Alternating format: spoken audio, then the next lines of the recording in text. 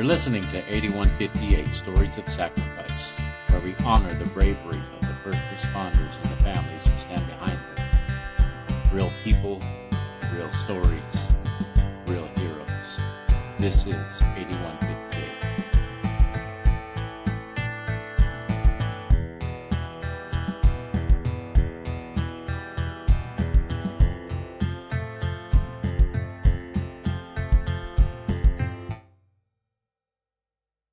Welcome back, everybody, to another episode of 8158 Podcast Stories of Sacrifice. Today's guest, we have Michael, and he is in EMS, and he has a wealth of experience in EMS for a number of years. So you are talking to a very professional individual who knows his stuff. How's it going, Michael? It's going good. Thank you, Rico, for having me on. I truly appreciate the opportunity. You're very welcome. I just wanted, how did you get in contact with us? How did you find us? Just out of curiosity. Being still in my infancy stage at TikTok, over the past, I would say 6 years, I have gone towards the movement of mental health and first responders, all first responders, law enforcement, fire, EMS, emergency room personnel, dispatchers, corrections, military, and the people who sometimes get left out a lot is the coroner personnel as well. I've started talking about their mental health, and if I would have known when I first started out over 30 years ago in EMS to what I know today and the effects of the cumulative trauma that we go through and all the other effects that it has, I would have probably done a few things a little bit different. Right. So you found us on TikTok and then you reached out to us. Did I reach out to you before, or did You actually, I think you've seen one of my videos that I posted, or it could have been a interview I did with Nurse Andrea. Oh, yeah. And I think you reached out to me shortly after that. And because of the way things happen, we just got reconnected and here we are. Yeah. I know Nurse Andrea. We met up with her in Wilmington. Oh, so you went? Yes, we were there.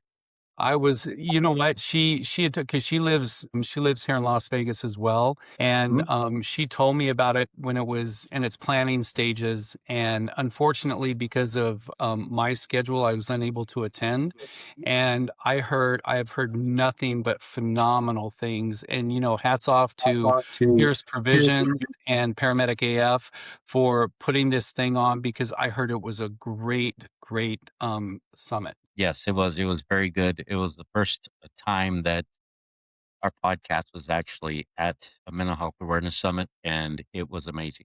It was great. And that's and one of the great things, I posted a shout out to them, I think the day before that it was supposed to take place. I think I posted on a Wednesday. It's like, we need more of these mental health summits to help crush the stigma and help normalize the conversation when it comes to our mental health, our mental fitness, and our mental well-being, because we're losing too many good men and women to addiction, depression. I hope I can say this word on your podcast, suicide. Feel free. And that's my big why on why I go around and speak to different agencies, because once we start normalizing the conversation, if we talk about the things that we run from, we're more apt to normalize the conversation. People will be more apt to come out and talk about it. Exactly. And that's kind of like along the lines of what we're trying to do with the podcast, is break the stigma of, just a little bit about the podcast. I know that I tell it to everybody who comes on here, is we initially started it on just making it to be like an awareness thing for first responders, like the people, they have families, in honor of my cousin.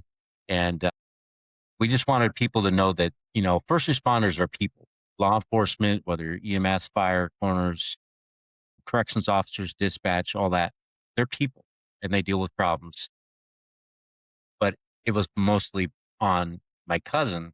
And we quickly realized, with listening to a lot of the interviews, that there was a huge issue with the mental health aspect of it.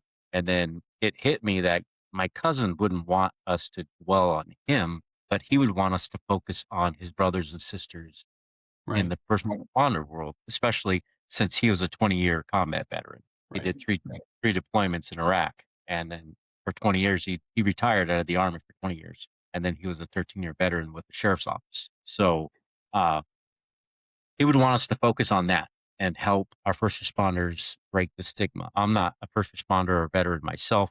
I am just like a supporter and maybe a conduit to help as much as I can. My wife and I, that's what we do. And that's what we set up our foundation as a way to help our first responders get mental health help, awareness, and also, the families of the fallen and all that stuff. So Your advocacy for what you're doing needs to be applauded, and there needs to be more people out there, such as yourself, that because I don't have the platform that you do.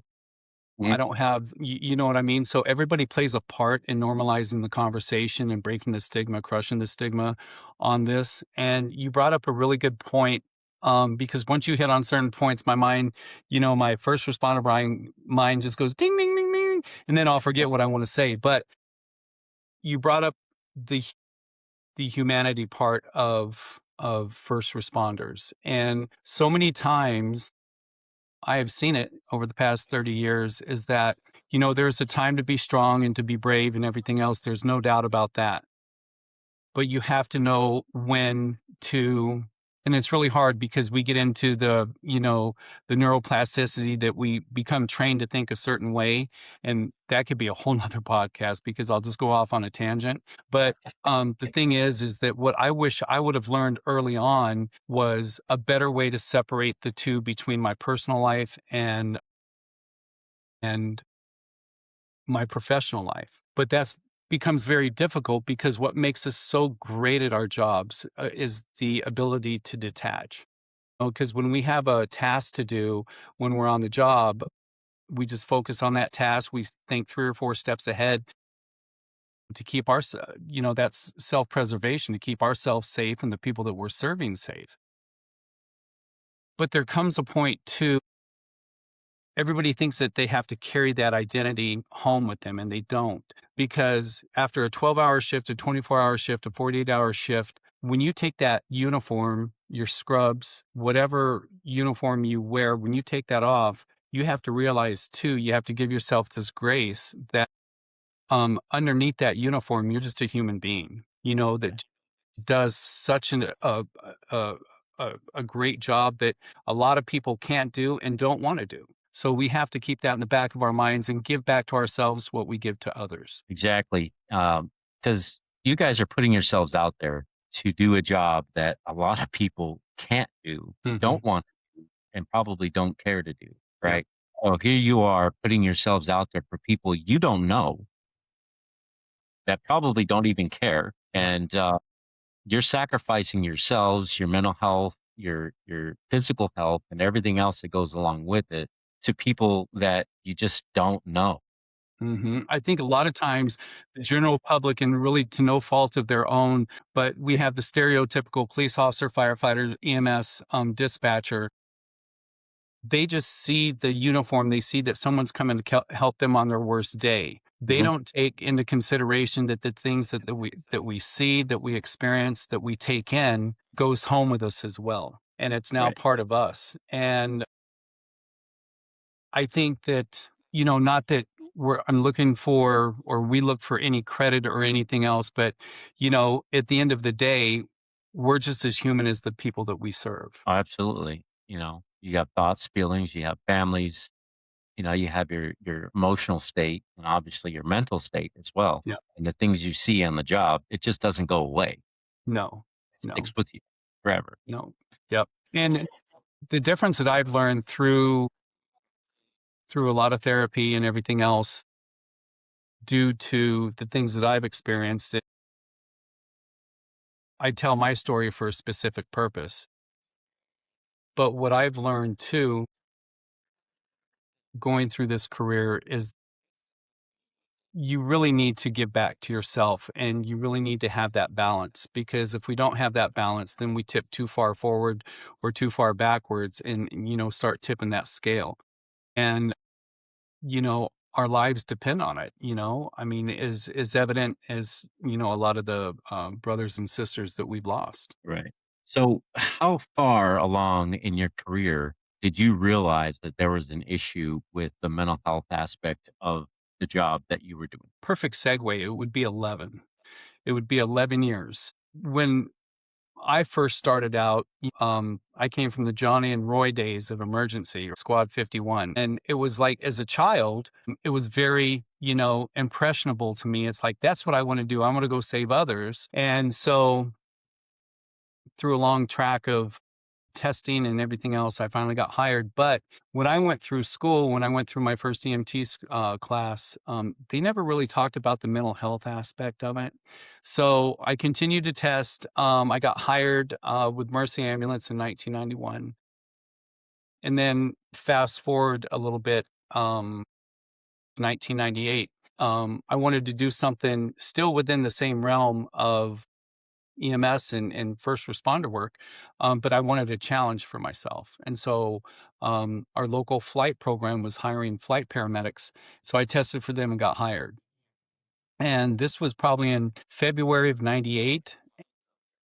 So I'd work 2 or 3 shifts a month and I was having a blast. It was like, you know, you didn't have to worry about traffic, you know, you just fly and it was a great experience. And then on April 3rd, 1999, one of our helicopters, we had 2 helicopters in Vegas at the time, one that served Las Vegas and the other that served Pahrump, which is just west of Las Vegas. Lifeguard 2 was lifting off. They were going back to base in Pahrump, and they would, their typical flight route that they would go, they couldn't go that way because of a storm that had come in. So they had to go around the northern route, and he checked his radar, everything else. It appeared to be clear. He takes off, he hits his first 10-minute check in, and then he flies into a cloud bank, quickly develops spatial disorientation, and makes 3 or 4 passes, you know, back to the main highway. And we're thinking that NTSB and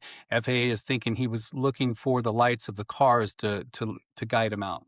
Well, on his fourth pass, he went into the ground doing about 140 miles an hour, and we were a very small flight program, so they just weren't coworkers, they were family members. And so we lost 3 family members that night, Kathy Battleman, Leroy Shelton, and James Bond Jr. And just like we were taught when we first started out, we just stuff all that stuff down. Well, I don't care who you are, everybody has an emotional suitcase and everybody has their limit of what they can handle. So just kept stuffing it down because we don't want the general public to see that we're hurting, because then they may lose confidence in us and our abilities, which is absolutely not true. It's just a lie that the stigma tells us. So I wasn't afraid to fly anymore. Actually still wanted to continue to fly. And so I tested with another flight program that had just come in, Mercy Air. Um, I got hired with them towards the end of 2001, beginning of 2002, and was having a great time flying with them, you know, developing relationships and just having a good time too. And then on September 7th, 2002, it happened all over again. So we had a helicopter leaving Pahrump going to Baker, California on a multi-fatality accident, critical injuries, and then they were at about 7,000 feet, had a catastrophic rotor failure, and once again, we lost 3 family members in that aircraft accident. Kalea Jarbansanthi, which I started my career with, Anna Coburn, and Marshall Butler. Then after that had happened, it was probably, I was 11 years in, and you know, we would, after shifts, you know, when I started at the ambulance company, we would have 1 or 2 beers to kind of debrief and everything else, and just kind of blow off some steam. Well, now, because of all the stuff that I had stuffed down into that emotional suitcase I was telling you about, and with these 2 aircraft accidents that took 6 of my coworkers, I'd lost the resiliency to handle my thoughts, feelings, and emotions. So I started drinking to excess 4 to 5 nights a week. And then eventually alcohol wasn't enough for me. So I had to resort to other things. It was because of the lethal emotional pain that I was going through mentally because I wasn't taught how to ask for help, that asking for help was okay, and that, taking care of yourself is paramount. No one ever taught me that early in my career. It was ingrained in us that we had to be the strong ones. We had to be the ones that, weathered through anything. And once again, two things can be true at the same time. Yes, we do have to be brave, but we also have to take care of ourselves as well. So this insanity went on for about 4 years. And during that 4 years, I wish two things would have happened. I wish one, I would have either drank myself to death, or two, I would have overdosed. And the really sad part about that statement is I didn't want to die. I just wanted this pain to stop. So, on through a series of events on January 9th, 2006, had a little visit from our local police department here, Las Vegas Metropolitan Police Department. And I'd been up for 3 days, and they opened the door and they knew exactly what they were dealing with. And so through us talking and everything else, they looked at me and they said, from everything that we have here, we could take you to jail very easily. Being under the influence, just number one. The police officer, I remember to this day, said, "Mike, you don't need jail, you need help." And so just by that peer support component right there, if someone saw enough in me, I could at least see that enough in myself. So I was in rehab that following Friday. I've been clean ever since, and haven't had drink or anything else for that matter. But putting all that stuff down, because that's just a band-aid on a much bigger injury, a mental injury. Yeah. The other part of it was being able to get vulnerable enough with somebody, to tell them what I was going through without fear of judgment, without fear of, belittlement or anything like that. And so I feel fortunate that I went through the path that I went through and that I came out through the other side, because there's a lot of men and women that I've known personally and that you hear of that don't make it out through the other side. So that is my why. How come I started talking to the younger generation of first responders to help have that cultural change that, what, when you find yourself in trouble, don't deny it. Because if you don't deal with your thoughts, feelings, and emotions, your thoughts, feelings, and emotions will eventually deal with you. Sorry for that Um, long-winded story, but no, that's the reason that that is my why. How come I do what I do now? I'm glad you shared that with us because we know that there are a lot of people that can relate to that, that are probably going through a similar thing that you're going through. Uh, it's I've heard that before from other first responders that they didn't want to die; they just wanted the pain to stop. Obviously, there's a lot of mental anguish going on. There's something going on inside of you that just wants it to stop. But it's not like you wanna just go harry-carry and kill yourself. That's not Right. the issue. Right. The issue is you just want the pain to stop. Yep. And I think when we talk about resilience, when we first start out in our career, our resilient shield is like this, right? But after time, our resilient shield gets thinner and thinner and thinner. And everything that we carry with us, that we take home with us, that we don't appropriately process, it gets exhausting to carry that mental weight for so long. And there comes a point to where you can get help and put it down, or Okay. keep carrying it to the very end. And And you don't have to you carry don't that. have to carry that. And you don't have to carry the things that you're experiencing alone either. And that's a big thing, because I'll speak for myself. I thought I was the only one that made that felt this way, and I felt that I was having some type of moral dilemma. I thought I was weak. I thought I was, and that is absolutely not the truth. Because if you go back and look at everything that we go through as first responders, it's a pretty enormous burden. It really is. It's a pretty enormous weight that we carry, and you don't have to carry it alone. Exactly. There's others out there that can help you. Hmm. That's kinda like one of the things that we're trying to do is we not only have had interviewed and spoken with other first responders for peer support, we've also spoke with psychiatrists, therapists who are trauma informed, and other organizations that offer help for free to first responders. If a first responder wants to reach out, they can reach out, and they're free of charge. One was Dan with healingthehero.org. The other one is QRF, Quick Reaction Force Up. So Quick Reaction Force actually has an app for first responders, and they have therapists pretty much all over the country that can do telehealth. And if there's really a problem, they could send an ambulance or police and advise them of the situation and what's going on. I would love to get that information from you after we're done here. Okay. Yeah. We also talk to other psychiatrists, or not psychiatrists, psychologists. She would be mad at me if I said that. She's a psychologist. She is from You just California. gave her extra 4 years of schooling just like that, so Yeah. she can't be too mad. Yeah. Yeah, her husband is a, lieutenant in the CAL FIRE. So, she's definitely trauma informed, family was in the military, and she knows. I mean, that's kinda what we do. We build connections with people who have experience in dealing with that situation so that when we do talk with first responders, we can offer them an outlet. Her name wouldn't, Mm. be Minda, would it, by chance? No, Okay, can't remember alright. what her name was. I'd have to ask my wife. She handles all that stuff. I got so many names in my head, it's I not hear even you. funny. And our it seems like our RAM drive and our as we get older, our RAM drive kinda shrinks, and it goes from 256 to 128, I get it. Yep, I think mine's running a little slow. it's alright. I'm right there I with think you. I'm outdated. So let's talk about your career in EMS, all the things that you done starting out from the beginning all the way up to what you're doing now. We will return after this quick ad break.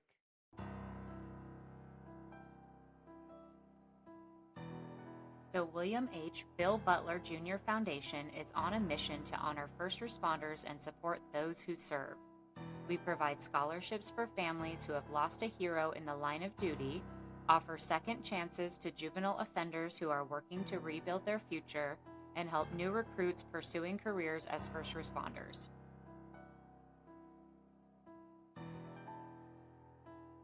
Through generous donations and the sale of merchandise, we're building a community that uplifts, empowers, and creates lasting impact.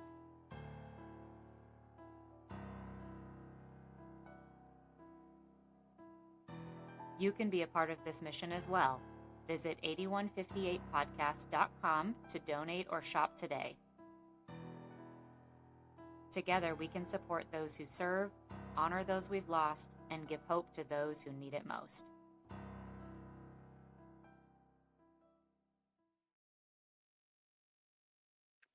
Behind every badge is a story, and behind every story is a sacrifice.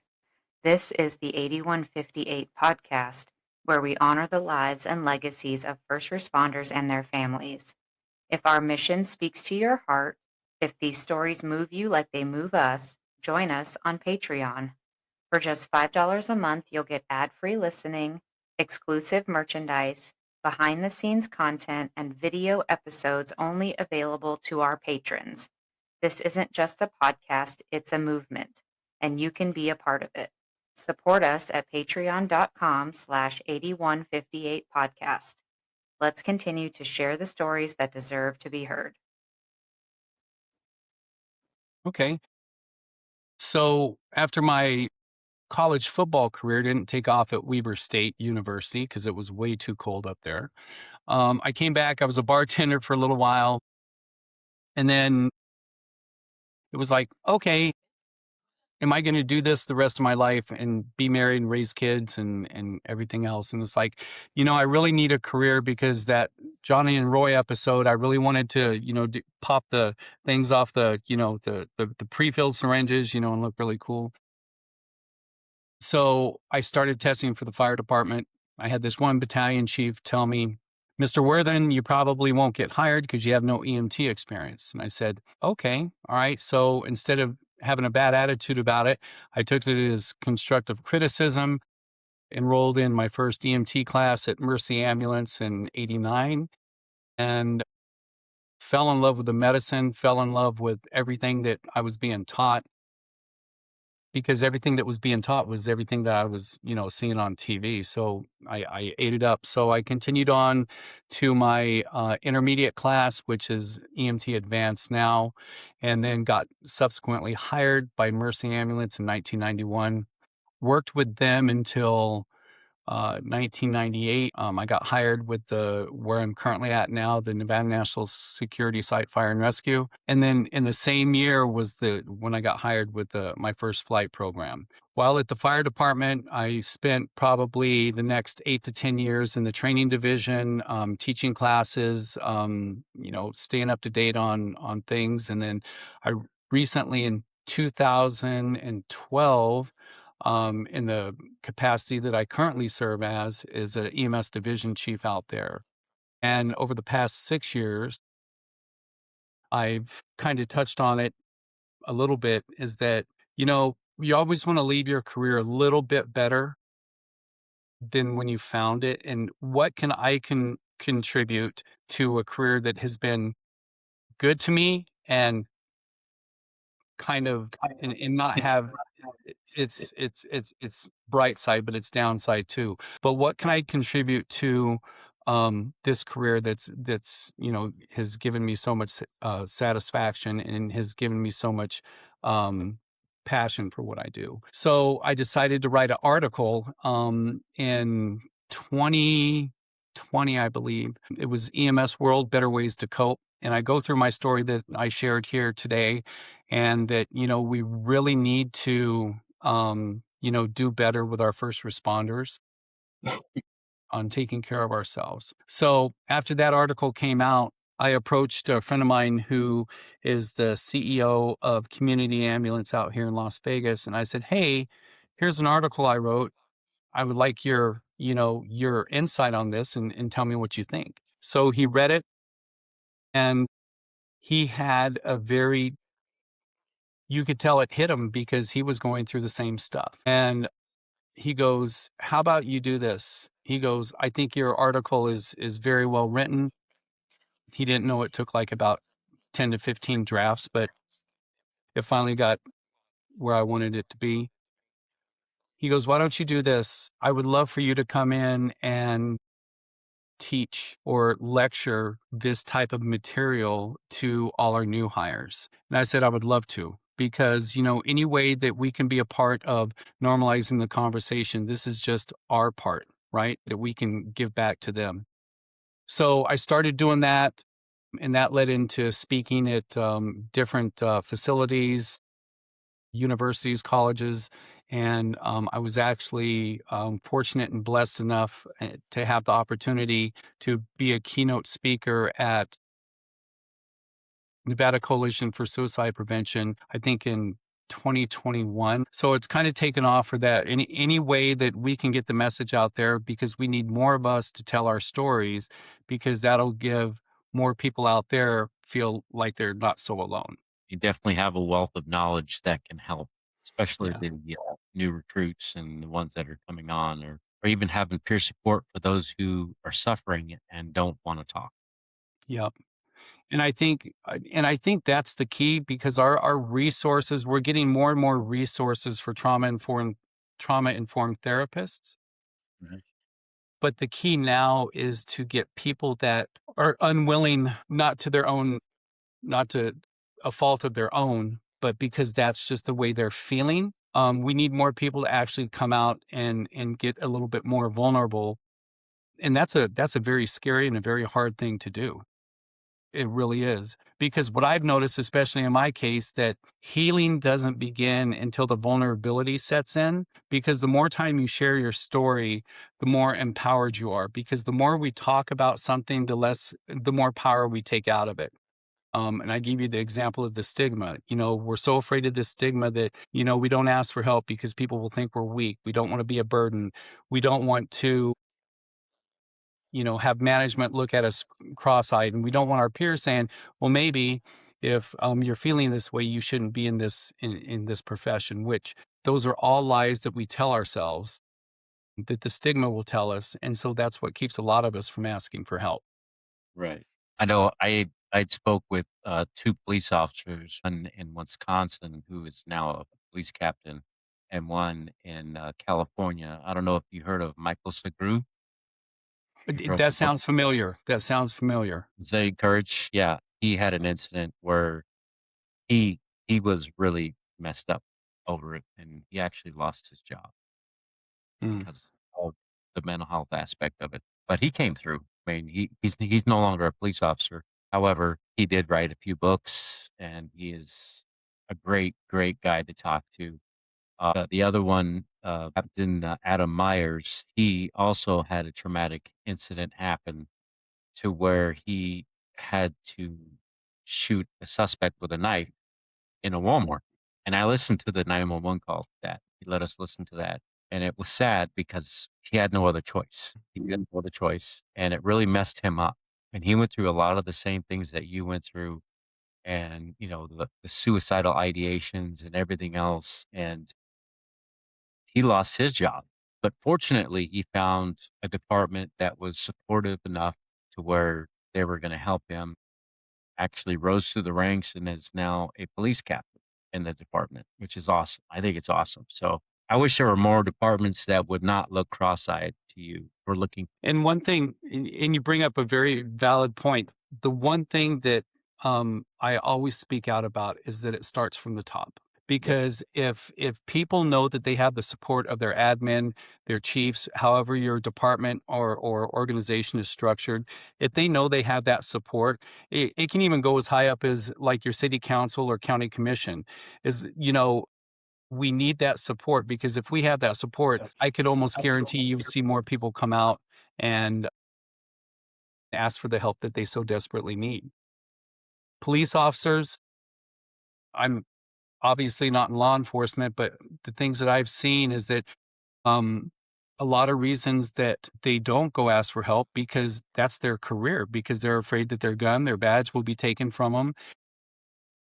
Hats off to Las Vegas Metropolitan Police Department. They have their own PEEP program to where their officers can go seek help, police employee assistance program. But you are absolutely 100% correct. It starts at the top because we need to be given that reassurance that we're not going to be looked at cross-eyed. Our careers are going to continue, but they see you as a person that you are. Mhm. They see you as the human being that you are and that you need help because you're a lot more than the uniform that you wear or the badge that you carry. Exactly.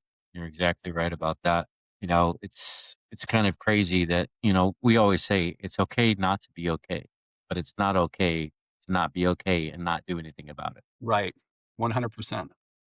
And, we wish that there was more advocacy within the departments for the individuals that are in the law enforcement or within the EMS fields or fire departments to get that kind of help. And I think you had mentioned previously that trauma-informed therapists, are so much needed right now for the first responder culture Mhm. because it was back in the day, and a lot of and here's another reasons that keep first responders for asking for help too, is that maybe all they have in their city or their town is an EAP or if anything at all.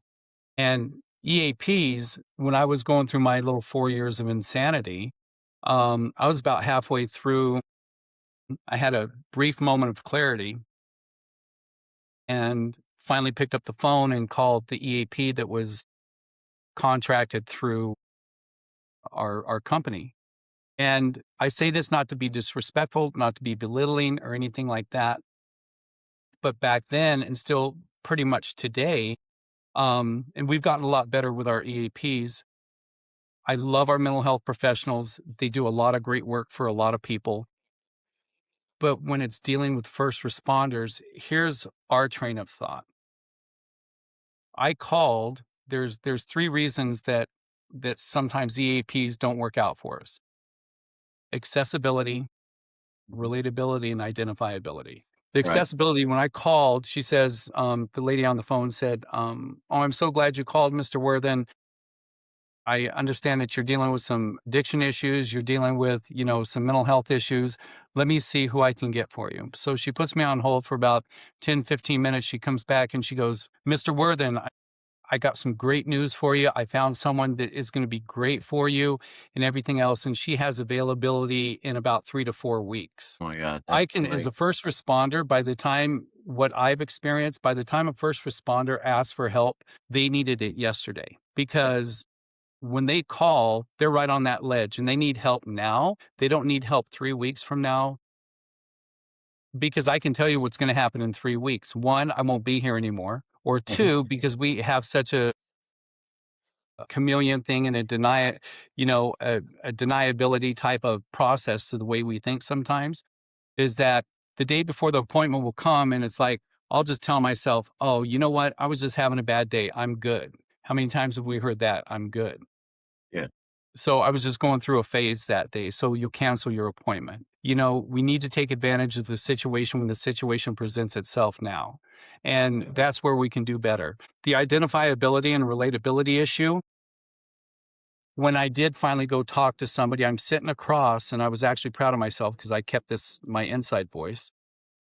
And I'm talking with this therapist, and she was either a LMFT or LCSW, because we don't trust a lot, right? And it's like, Yeah. unless you've experienced what we've experienced, then how can you help me? It's like I'm thinking to myself, have you ever has a young mother ever rushed up to you and handed you their lifeless baby and said, "Save my baby"? No, you haven't. Have you ever had to do a body recovery of a family of four that was hit by a drunk driver and you're pulling out, the remains of this family? No, you haven't. So our minds go to the point, if you haven't dealt with what we've dealt with, then how can you appropriately help us? But now had an influx of trauma informed therapists that's really helping us, but we need a lot more of them. Especially ones that can relate, because I know we have interviewed quite a few first responders who left the first responder uh, job to become therapists, Yes. psychologists, and one of them we met at the conference, and she was a dispatcher, and she had a very traumatic incident where a young man took his life when she was on the phone with him. So that was kind of like her tipping point, and she had to do something about that because she reached out for help because she was having a traumatic situation happen within herself, and she wasn't getting the help that she needed. So she had to seek help other what excuse me. She had to seek help in other places and then decided for herself that it would be good for her to become a therapist, trauma informed, and that knows the job, knows what they're going through. Because she actually had lost. No, that would be the other one. We had another dispatcher that is a therapist who lost a deputy in Sacramento, so she was on the phone with him. It was yeah. We've interviewed quite a few that are Who better to help you navigate through the waters or navigate through a path, however you want to analogize it? Who better to help you navigate through your difficulties when they've already taken the trip?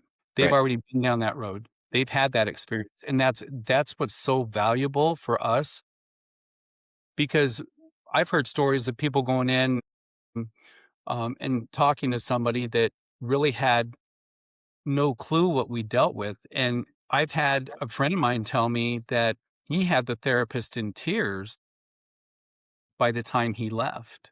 You Mhm. know, it's really so invaluable to have those people who have actually done the job to help the ones that are still doing the job.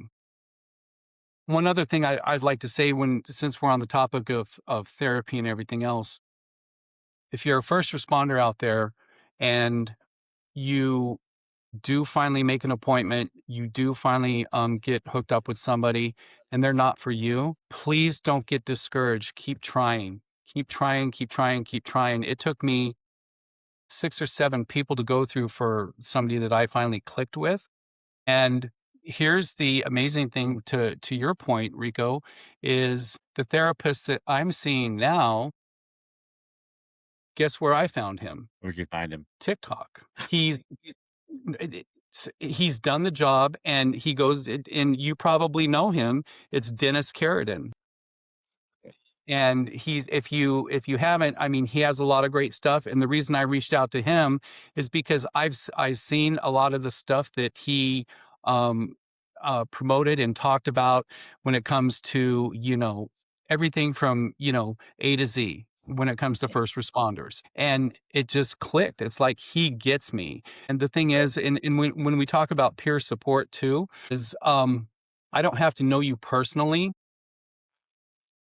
but if I know you're on the job, I know you'll get me. And that's a probably 80% of the issue right there, is like, as first responders, when we're going through our stuff and we finally come out and talk, want to talk about stuff that we need to talk about, we just need to be heard and we need to be understood. Right. You're exactly correct on that because, how can you relate to somebody when you don't know anything about what they're going through? And like Dan Jarvis, he is the one that runs healingthehero.org. He is also a combat veteran and a former sheriff's deputy. He started healingthehero.org to help with first responders. And I'll get you that information too. Awesome. Also, the guy from QRF, he is a former Marine. I don't think he was in law enforcement or anything like that, but he lost a lot of friends due to suicide. And that's why he started his organization to help veterans and first responders. It's definitely, there's so many components to this too. We speak about, it's just not the incidences that we go through, but the journey that these instances has taken us to, and how we try to protect ourselves, how we try to protect our families. We talk about identity, we talk about balance in our world, and first responders. Why do we tend to work so much? Why do we tend to work a lot of overtime? Why do we tend to? Because it's a distraction. Because when we go home off our shift and things get quiet, that's very uncomfortable for us. It's very uncomfortable for us. And we're used to being around chaos, and working a lot also takes our minds off the things that we don't want to think about. And how that becomes an issue when we get home is, say you had a really bad shift, really traumatic shift. You go home and now you're just quiet because you're still trying to process everything that you went through on that shift. And your wife comes in and sees that you're quote unquote in a mood, right?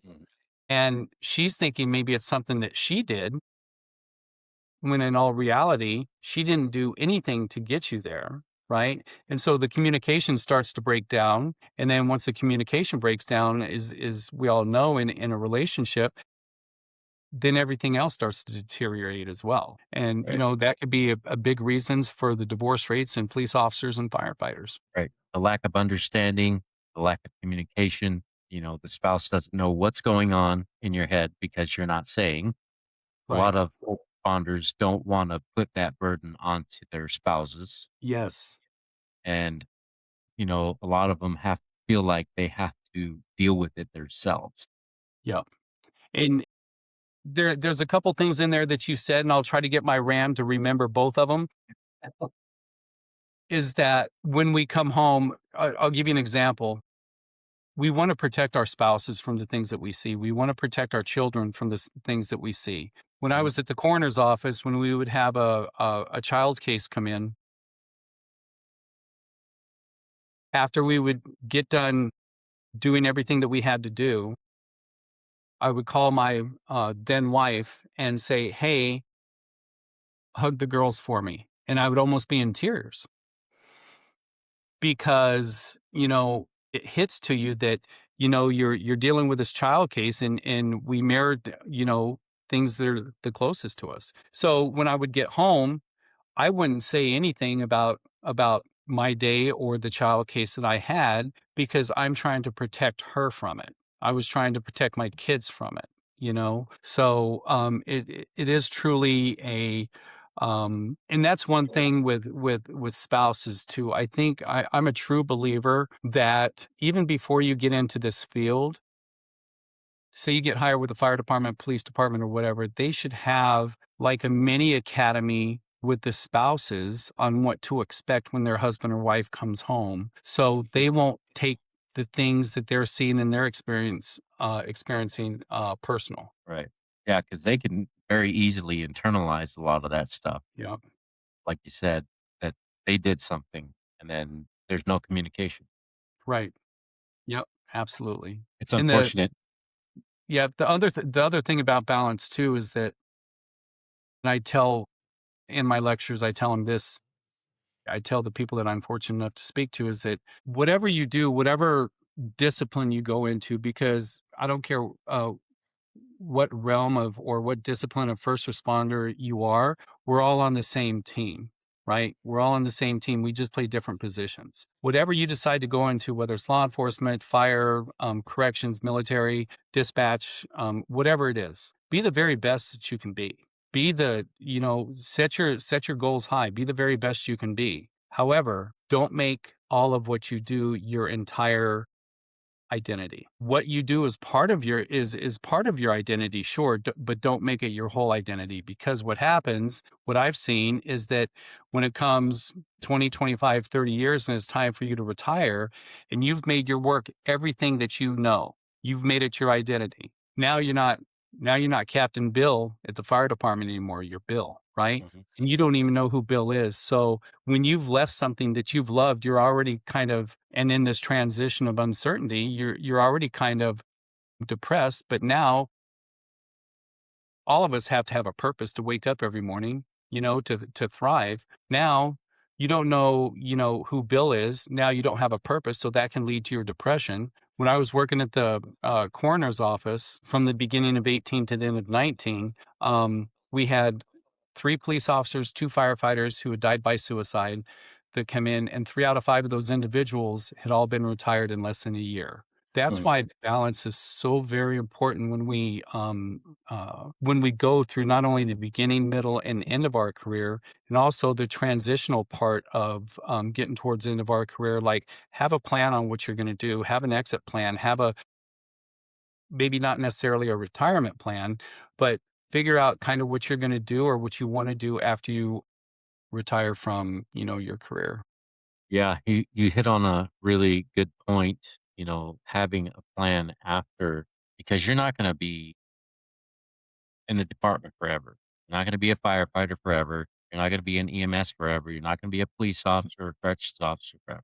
At some point, you have to break away and return back to your normal civilian life.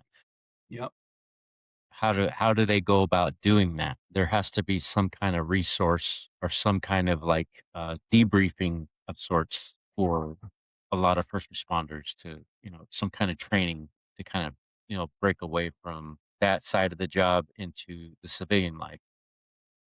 It's almost like I was talking to one of my students here last week. He spent 19 years in the military, and before he got out, what he told me was actually, I think, really needs to be done in any first responder aspect, any first responder career, is that when you're getting ready to retire, either a year or 2 years at, have a transitional, the company should have a transitional plan in place to take you from the first responder life to now basically a civilian life, right? Hmm.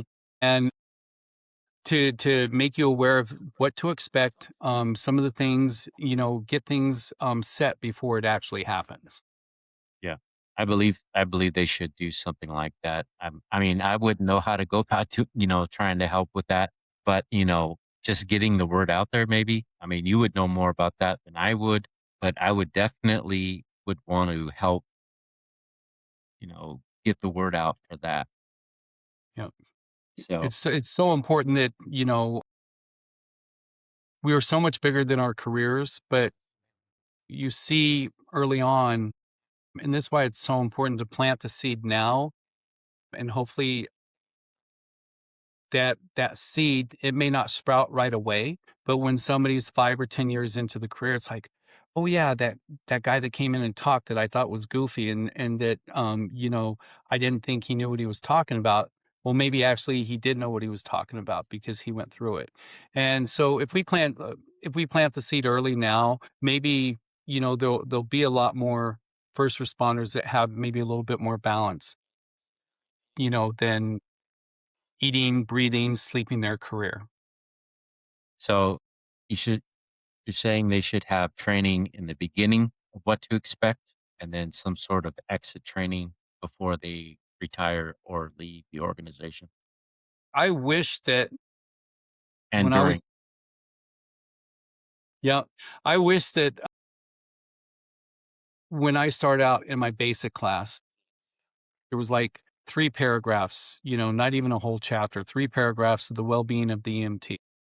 It said, "Sleep right, eat right, and, do fun stuff," basically in a nutshell, right? It goes a lot deeper than that because if I would have known the things that I was gonna experience, maybe it could have averted the path that I chose to take, and maybe I would have asked for help a lot sooner than, going to the very almost to the very end, and not getting any help at all, and this generation right now, I think is so much more, and I say this with all due respect, their feelings are more at the surface and they're more apt to talk about their feelings than we were when we were first coming up, which is a plus, which is a bonus, right? And this isn't to take away that, you know, we still need to be brave. We need to be strong. We need to be, vigilant on, when we're on the job. But we also have to have that balance of giving back to ourselves when we're not on the job. So Exactly. Now, is there anything else you would like to share with us today? I just want to say that, if you're out there, whether you're new, whether you're a seasoned veteran or whatever, you are so much more than what your career has given you. And please, if you find yourself not in such a good place, you're not the only one because there are people that came before you, people that came alongside you, people that came after you that feel exactly the way that you feel.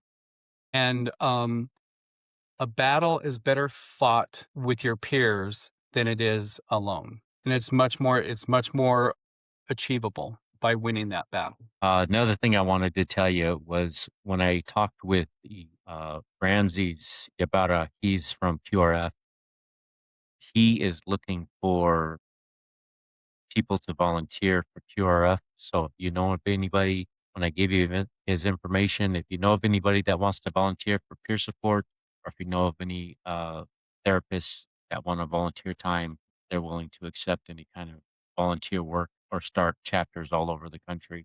Sure. That's sure that they can get. They want to branch out. They want to reach the entire country.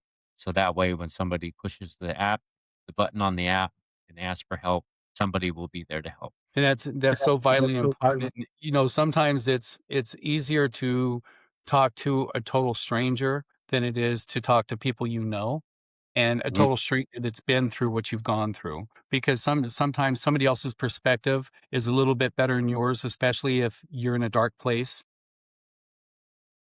Yeah, it's that type of help is very invaluable to what we're going through. Exactly, and a lot of these individuals who are peer support are veterans and first responders. The therapists, not so much. They're not first responders, but they are trauma informed because they go through the universities and stuff like that that volunteer their time to help. But a lot of the individuals, a lot of the men and women who respond with the peer support group are first responders and former veterans. So That's there'd be great. a lot of help there. And I think, if you are a first responder and we're all worried, another reason that keeps us from asking for help is that we're afraid of judgment. We're afraid of labeling, right? And I have this saying, that I tell the people that I speak to is that just remember this one thing is that those who judge don't matter and those who matter don't judge. And because you matter more than their opinion or their judgment, your welfare matters more than that. And you Yeah. deserve more than that with everything that you've sacrificed, both physically and mentally. You are worth that. Amen to that. That's all I have for you today. Is there anything else? You have a TikTok page or anything you'd like to plug, or any kind of organization that you would like to So shout out?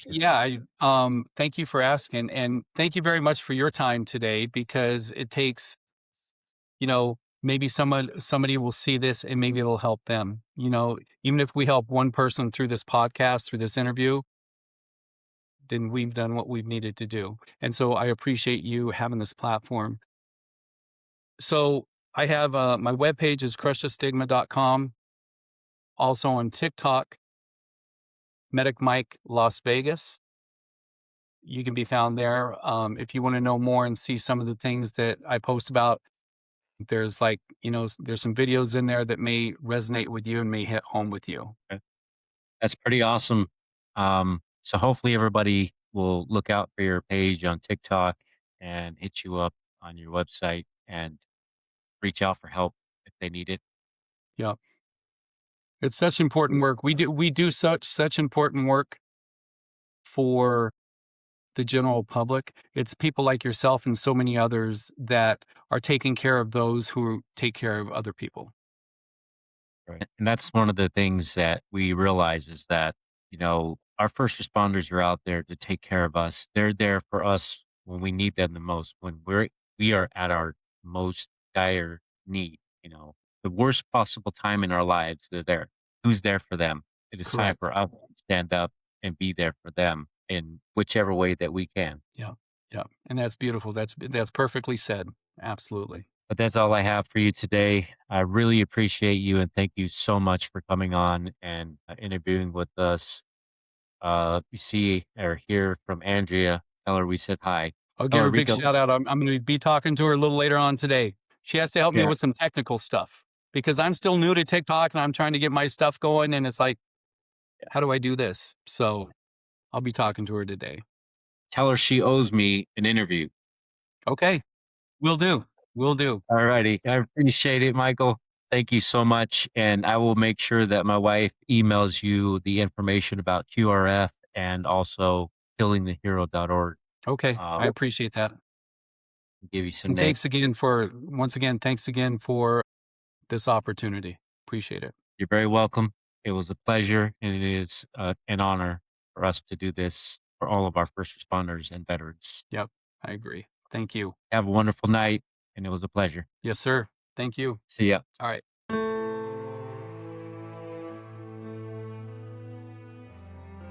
Thank you for joining us on 8158 Stories of Sacrifice. Every story we share is a tribute to the courage and resilience of first responders and their families. If this episode impacted, encouraged, or inspired you, please subscribe, leave a review, and share with someone who supports first responders. Follow us on all social media platforms at 8158 Podcast for updates. 8158 Stories of Sacrifice is a team effort. Rico brings the stories to life through casting, writing, original music, and editing. Brianne Shipley as production manager, handling booking, social media, graphics, promotion, marketing, website management, and logo design. Please visit our website at 8158podcast.com. For questions, collaborations, or to share your story, our email address is contactus@8158podcast.com. Until next time, let's continue to honor the legacies and remember the sacrifices of those who serve, every brave man and woman on the front lines, protecting and defending us all. This is Rico signing off and honoring 8158.